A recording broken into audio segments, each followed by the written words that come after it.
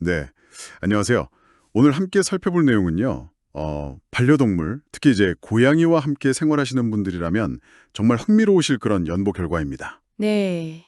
보내주신 논문을 보니까 프로폴리스랑 라이소자임 이 두 가지 성분을 같이 급여했을 때 고양이 구강 건강 개선은 물론이고 이게 몸 전체 염증 반응 같은 데에도 좋은 영향을 줄 수 있는지 이건 좀 깊게 파고든 최신 연구더라고요. 맞습니다. 꽤 흥미로운 접근이죠. 고양이 키우시는 분들 입냄새나 잇몸 문제 이거 흔한 고민이잖아요. 네, 그렇죠. 이걸 좀 자연적인 방법으로 관리할 수 있을까?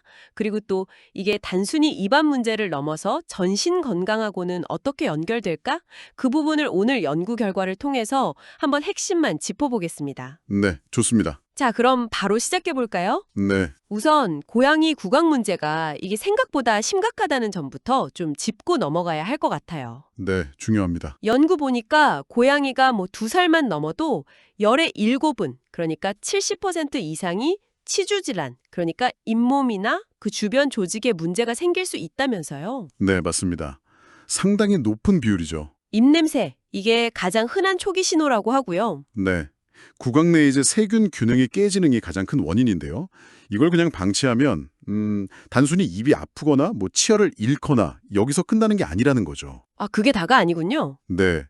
입안의 염증이 이게 혈관을 타고 온몸으로 퍼질 수가 있거든요.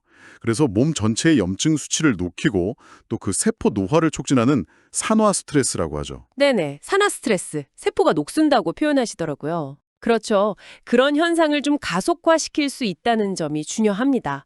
그리고 기존에 쓰던 그 클로르헥시딘 같은 소독 성분은 물론 효과는 있지만 장기간 사용하기에는 좀 부담스럽다는 의견도 있고요. 아, 부작용 우려 같은 거요? 네, 그런 부분들이 있죠. 그래서 이제 대안으로 프로폴리스하고 라이소자임 이 조합의 연구팀이 주목을 한 거군요. 네. 왜 근데 많고 많은 것 중에 하필 이 두 가지 조합이었을까요? 프로폴리스는 잘 아시다시피 벌들에 만드는 천연 물질이잖아요. 항균 항염 효과 뛰어나고 항산화 효과까지 좋은 걸로 알려져 있고요. 네. 그리고 라이소자임은 사실 우리 침 속에도 들어있는 효소예요. 이게 세균의 세포벽, 그러니까 방어벽을 무너뜨리는 역할을 하거든요. 아, 원래 몸에 있는 거군요. 네. 근데 여기서 중요한 건 이 둘을 같이 썼을 때 시너지 효과예요. 라이소자임이 특정 종류의 세균, 주로 이제 그람 양성경 같이 세포벽 구조가 좀 단순한 애들한테 강하다면 프로폴리스는 좀 더 까다로운 세균들, 특히 그람 음성균이라고 하는 입냄새 원인이 되는 그런 균들까지도 좀 폭넓게 대응할 수 있거든요. 아, 상호 보완적이네요. 그러죠. 그래서 둘이 힘을 합치면 훨씬 더 효과적일 거다. 이렇게 기대를 한 거죠. 그럼 연구는 구체적으로 어떻게 진행됐고 결과는 어땠는지 궁금한데요. 가장 좀 주목할 만한 결과는 뭐였을까요? 네, 그 연구는 입냄새가 있는 고양이 16마리를 대상으로 했고요. 이걸 두 그룹으로 나눴습니다. 한 그룹은 이제 프로폴리스랑 라이소자임, 이걸 줄여서 PL이라고 부를게요. 이 PL이 들어간 간식을 매일 먹였고요. 네. PL 그룹. 다른 그룹은 그냥 똑같이 생겼지만 이 성분이 안 들어간 위약 간식을 준 거죠. 그리고 비교를 위해서 건강한 고양이 8마리를 대조군으로 뒀고요. 이걸 총 28일 동안 지켜봤습니다. 4주간이군요. 네, 핵심 결과는 그 PL 그룹에서 아주 뚜렷한 개선 효과가 나타났다는 점입니다. 28일 뒤에 보니까 입냄새를 직접 일으키는 그 황화합물가스 VSC 농도가 위약 그룹 대비해서 약 35.4%나 줄었어요. 오, 35%요? 네, 꽤 많이 줄었네요. 네, 그리고 치제지수, PLI, 그러니까 치아 표면에 끼는 세균막 있죠. 그건 51.2%, 거의 절반 이상 줄었고요.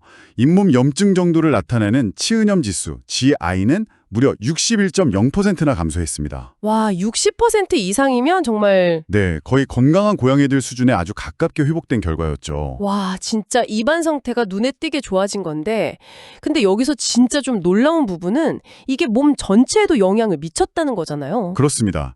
이게 이 연구의 어떻게 보면 하이라이트라고 할 수 있는데요. 네네. 혈액 검사를 통해서 전신 상태를 봤더니 PL그룹 고양이들은 몸 전체 염증 상태를 보여주는 지표인 TNF-알파, TNF-알파 수치가 의미 있게 낮아졌고요. 또 세포 손상 정도를 반영하는 MDA라는 지표도 같이 감소했어요. 염증이란 세포 손상이 줄었다는 거네요. 네, 반대로 몸의 자체 방어 시스템이죠. 항산화 효소인 SOD나 TAOC 같은 것들은 수치가 올라갔고요. 염증을 좀 가라앉히는 역할을 하는 IL-4라는 사이토카인도 증가했습니다. 오, 방어력은 올라가고 염증은 내려가고. 그렇죠. 그러니까 정리하면 입안 건강을 챙기는 것이 단순히 입냄새 없애는 걸 넘어서 몸 전체에 염증 부담을 줄여주고 어떻게 보면 노화 방지, 즉 항산화 능력 향상에도 도움을 줄 수 있다. 이런 강력한 증거가 나온 셈입니다. 이야, 정말 흥미로운데요. 이런 긍정적인 변화들 뒤에는 결국 입안에 사는 세균들, 이 미생물 환경의 변화가 있었겠군요. 정확합니다. 실제로 그 고양이들 입속 타액을 채취해서 미생물 분석을 했거든요. 그랬더니 PL 그룹 고양이들의 구강 미생물 구성이 28일 뒤에는 건강한 고양이 그룹하고 아주 비슷하게 변화하는 경향을 보였습니다. 건강하게 바뀌었다는 거네요? 네, 특히 이제 입냄새나 잇몸 염증하고 관련이 깊다고 알려진 해로운 균들, 예를 들면 포르피로모나스나 셀레노모나스 같은 균들은 줄어들고요. 네.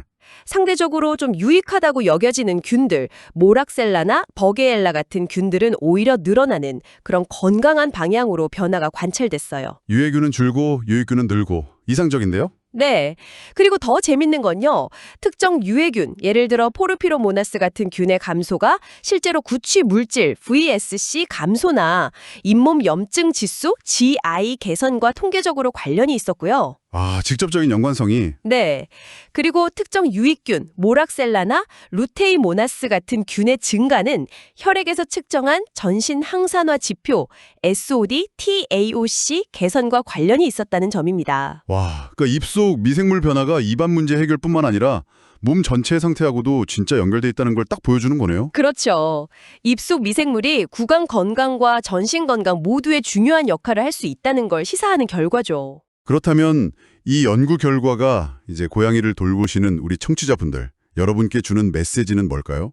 우선 프로폴리스와 라이소자임 복합물이 고양이 입냄새나 잇몸 문제를 관리하는 데 있어서 상당히 효과적인 자연적인 대안이 될 수 있다는 과학적 근거를 제시한다는 점이죠. 네, 자연적인 대안. 그리고 더 나아가서 단순히 입안 문제 해결을 넘어서 구강 미생물 환경을 잘 조절하는 것이 몸 전체의 염증이나 노화 관련 문제에도 긍정적인 영향을 줄 수 있다.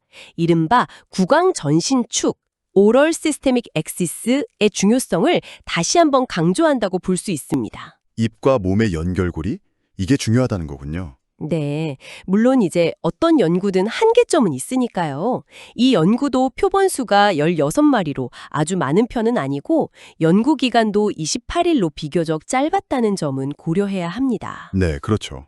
그리고 또 이 전신적인 효과가 정말 입안 상태 개선을 통해서 간접적으로 나타난 건지 아니면 이 성분들이 장에서 흡수되어서 직접적으로 영향을 미친 건지 그 정확한 경로는 추가적인 연구가 좀 필요해 보입니다. 알겠습니다. 그런 한계점들은 염두에 두어야겠네요.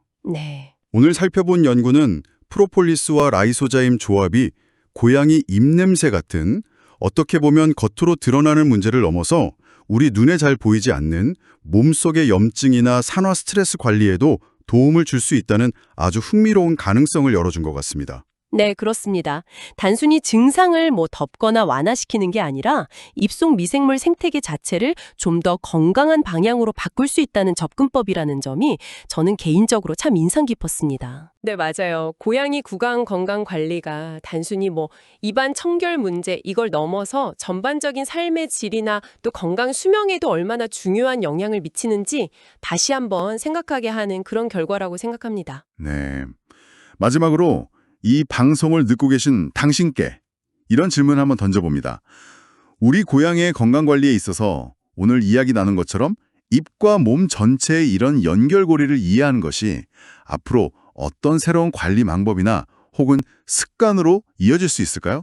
한 번쯤 고민해 보시는 것도 좋지 않을까 싶습니다.